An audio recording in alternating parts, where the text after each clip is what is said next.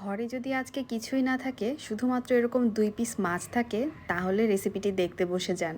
২ piece মাছ দিয়ে এতগুলো কাবাব বানিয়েছি। আর কাবাবটা খেতেও এত মজা, আমার আফসোস হচ্ছিল আমি আরও আগে কেন বানাইনি। তো এখানে একটা প্যানে আমি পানি নিয়েছি, এর মধ্যে লেবু কেটে দিয়েছি আর দিয়ে দিচ্ছি ২ পিস পাঙ্গাস মাছ। আপনাদের কাছে অন্য বড় যে কোনো মাছ থাকলেই হবে। সামান্য একটু লবণ আর হলুদ দিয়ে সেদ্ধ করে একটা সাইডে রেখে দিচ্ছি। দেখতেই পাচ্ছেন কতটা গরম। এটা আমি কিছুক্ষণ অপেক্ষা করে ঠান্ডা করে নিয়ে এখন কাঁটাগুলোকে বেছে নেব।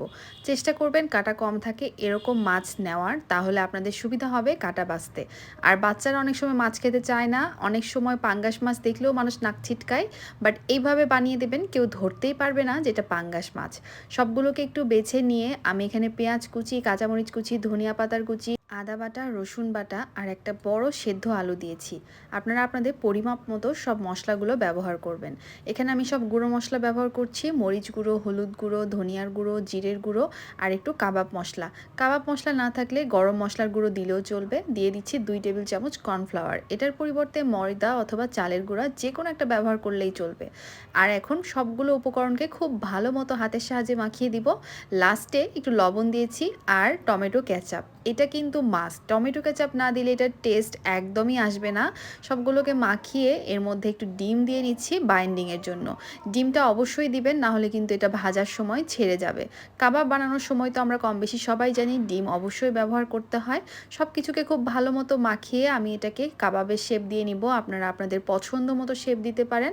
আমার কাছে কাবাবের শেপটা এরকম একটু চ্যাপ্টা ধরনেরই ভালো লাগে, তাই আমি এরকম করে চ্যাপ্টা গোল গোল শেপ করে নিচ্ছি। সবগুলো উপকরণ আমি এক করে মিক্স করার পর দেখতেই পাচ্ছেন কতগুলো হয়েছে। মানে 2 পিস মাছ দিয়ে পুরো পরিবারের জন্য আপনি মাছ খাওয়ার একটা ব্যবস্থা করে দিতে পারেন। আর এটা অসম্ভব মজার। আপনারা আসলে যে কোনো দাওয়াতে যদি এটা বানিয়ে টেবিলে সার্ভ করেন, কেউ বুঝতেই পারবে না যে এটা পাঙ্গাস মাছ দিয়ে বানানো। কাবাবগুলোকে গরম তেলে আমি ভালো করে ভেজে নিব। এটা ভাজতে খুব বেশি সময় লাগবে না, যেহেতু মাছ, আলু সব কিছুই কিন্তু কুকড অলরেডি। সো আমি এটাকে একটু মিডিয়াম একটু হাই হিটেই ভেজে নিচ্ছি, কারণ এটা কালার সুন্দর আসা পর্যন্ত অপেক্ষা করব। হালকা একটু ক্রিস্পি হয়ে আসলেই হবে।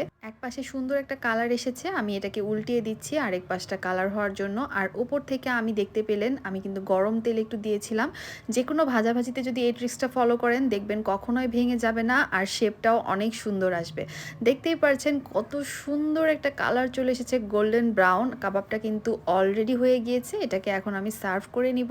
আপনারা যে কোনো দাওয়াতে নিজেদের খাওয়ার জন্য অথবা বিকেলের নাস্তাতেও কিন্তু চায়ের সাথে এই কাবাবটা সার্ভ করতে পারেন। আমার কাছে কিন্তু অনেক অনেক মজা লেগেছে। আপনাদের কাছে কেমন লেগেছে কমেন্ট করে জানাবেন। আল্লাহ হাফিজ।